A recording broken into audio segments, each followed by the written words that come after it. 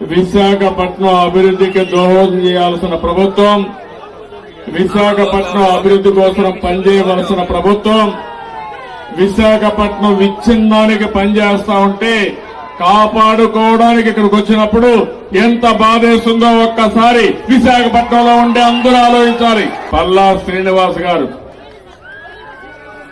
ఆమరణ నిరాహార దీక్ష 6 రోజులు చేశారు. ఈరోజు విశాఖ ఉక్కు వారికి ఒక ఊపిరిచ్చారు. ఎందుకంటే ఈరోజు మనందరం గుర్తుపెట్టుకోవాల్సిన అవసరం ఉంది. విశాఖ నవ్యాంధ్రప్రదేశ్ కి గుండెకాయ, విశాఖపట్నానికి గుండెకాయ లాంటిది విశాఖపట్నం ఉక్కు.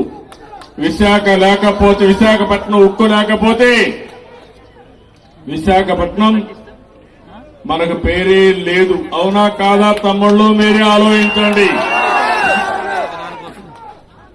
ఆ రోజు ఎన్నో త్యాగాలు చేశారు. 32 మంది ప్రాణ త్యాగం చేశారు.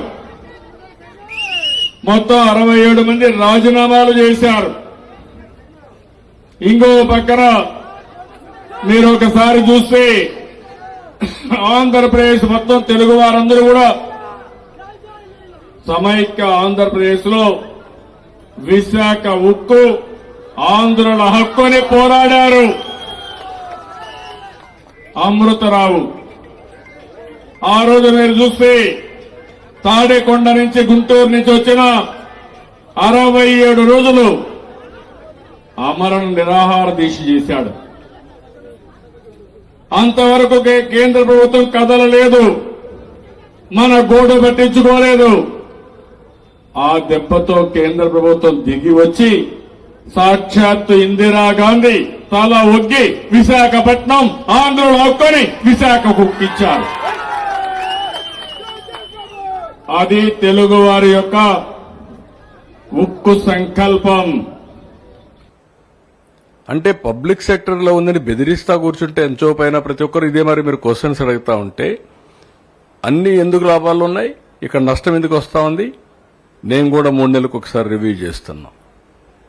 మీరు కూడా గుర్తుపెట్టుకోవాలి, పని చేయాలి. పని చేయకపోతే ఎన్నిసార్లు గవర్నమెంట్ ఎక్కడి నుంచి డబ్బులు తెచ్చిస్తామంటే ఇది ట్యాక్స్ పేయర్స్ మనీ కదా. ఇది ఎఫిషియన్సీ ఉండాల్సిన పని లేదా? ఆంధ్రుల హక్కు విశాఖ ఉక్కు. మనం పని చేయకుండా దాన్ని వైట్ ఎలిఫెంట్ మారి పెట్టుకుని కూర్చుంటారు ఇంట్లో. పని చేయించాలి, మనం కూడా పని చేయాలి. కష్టపడక్కర్లేదు, దాన్ని సిస్టమేటిక్గా రన్ చేసి ప్రొఫెషనల్గా రన్ చేస్తే అది వైబుల్ అవుతుంది ఆటోమేటిక్గా. కాబట్టి నువ్వు కూడా ఎంతో పైన ఏమి అన్సెటిల్మెంట్ ఉంది దాంట్లో? ఎవరు చెప్పారయ్యా నీకు? ఎవడు చెప్పాడు? బుద్ధి ఉండాలి. ఏం తీసుకోవాలి? ఏం తీసుకుంటారు? 12,000 కోట్లు ఇస్తే ఏం తీసుకుంటారు? నీకు వచ్చి మీ ఇంటికి వచ్చి చెప్పాలనా? నేను ప్రైవేటైజ్ చేయనని ఎన్ని గంటలు చెప్పాలి? తమాషాగా ఉంది మీకు. నేను కూడా చూస్తున్నాను కొంతమందిని కావాలని ఏదో కలబెడతానే ఉండాలని కలబెడతా ఉంటారు. వాళ్ళకి ఏం పని లేదు. మొన్న ఇదే మరి నాకు అక్కడ ఒకటి జరిగింది. ఏ ఇండస్ట్రీ రానివ్వకుండా చేస్తే